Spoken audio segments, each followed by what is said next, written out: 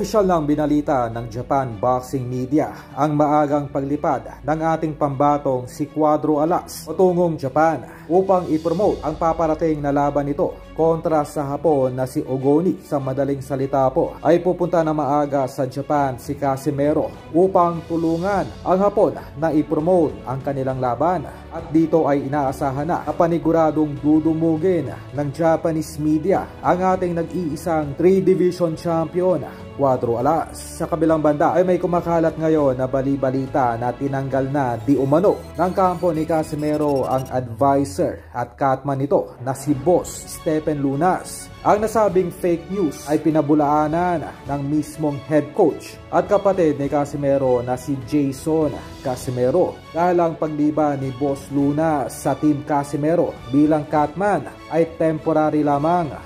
Sa ngayon, si Kuya Stephen, wala muna siya sa Japan.